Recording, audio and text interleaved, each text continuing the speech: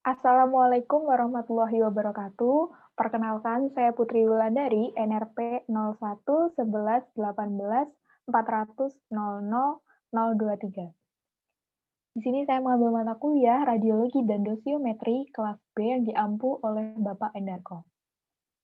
Saat ini saya akan mempresentasikan mengenai penyerapan dosis pada media radioaktif. Ada beberapa hal yang akan saya sampaikan nantinya, yaitu yang pertama, mengenai perbedaan radiasi dan radioaktif, dan yang kedua, mengenai proses peluruhan radioaktif, dan yang ketiga, mengenai contoh perhitungan. Next.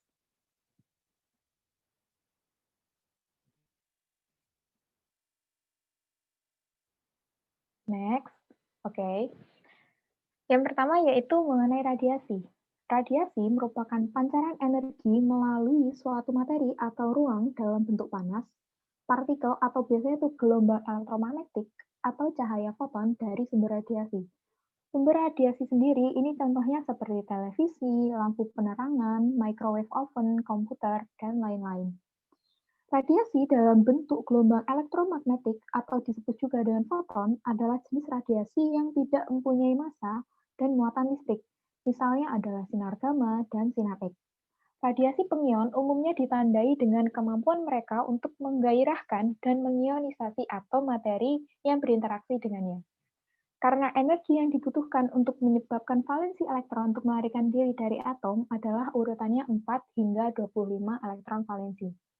Di mana radiasi harus membawa kinetik atau energi kuantum melebihi besaran ini untuk disebut ionisasi. Selanjutnya yaitu mengenai radioaktif.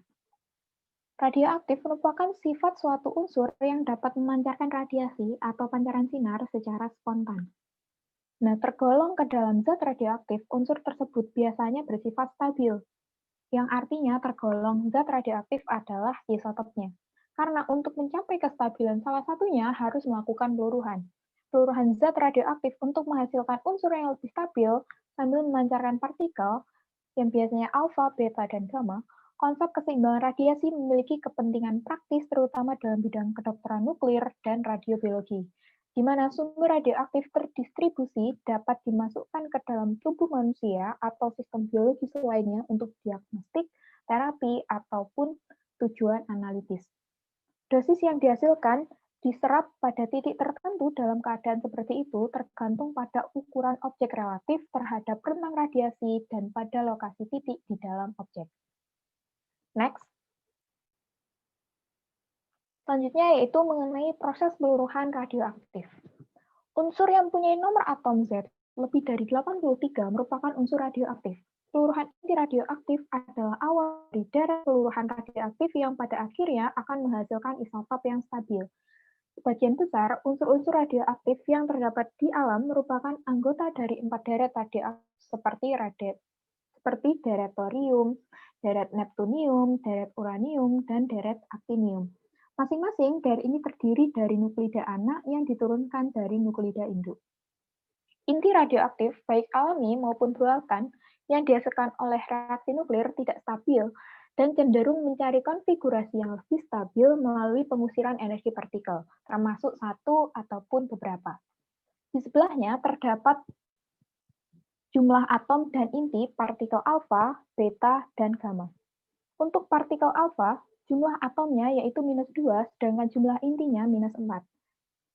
Dan untuk partikel beta negatif, jumlah atomnya yaitu +1, sedangkan jumlah intinya yaitu 0. Dan pada beta positif, jumlah atomnya yaitu -1, sedangkan pada jumlah intinya yaitu 0. Dan pada partikel gamma, jumlah atom dan jumlah intinya yaitu sama dengan 0. Next. Selanjutnya yaitu mengenai peluruhan alfa, beta, dan gamma. Next. Untuk proses peluruhan alfa. Pada peluruhan alfa terjadi pembebasan energi. Energi yang dibebaskan akan menjadi energi kinetik partikel alfa dan inti anak. Inti anak memiliki energi ikat per nukleon yang lebih tinggi dibandingkan induknya. Peluruhan alfa menyebabkan nomor atom berkurang 2 dan nomor massa berkurang 4. Dan karena itu sebuah inti baru akan terbentuk. Pada sebelahnya terdapat sebuah grafik yang menunjukkan diagram proses peluruhan alfa, di mana atom radium sebagai inti induk dan atom radon sebagai inti anak. Inti induk meluruh menjadi inti anak plus sebuah partikel alfa. Hal ini terjadi karena inti terlalu besar sehingga peluruhan alfa dapat mereduksi ukuran inti. Next. Selanjutnya yaitu proses peluruhan beta. Salah satu bentuk peluruhan sinar beta adalah peluruhan neutron. Neutron akan meluruh menjadi proton, elektron, dan antineutrino. Antineutrino merupakan partikel netral yang punya energi tetapi tidak memiliki massa. Bentuk peluruhan sinar beta yang lain adalah peluruhan proton, di mana proton akan meluruh menjadi neutron, positron, dan neutrino. Dan neutrino ini memiliki sifat yang sama dengan antineutrino. Peluruhan sinar beta bertujuan agar perbandingan antara proton dan neutron di dalam inti atom menjadi seimbang sehingga inti atom tetap stabil.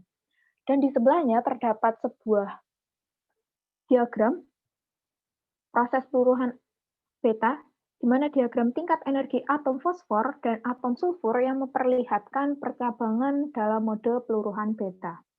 Next. Selanjutnya yaitu proses peluruhan gamma.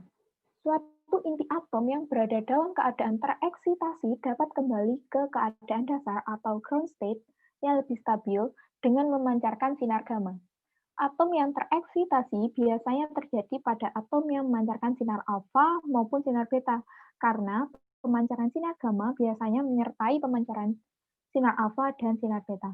Peluruhan gamma hanya mengurangi energi saja, tetapi tidak mengubah susunan inti.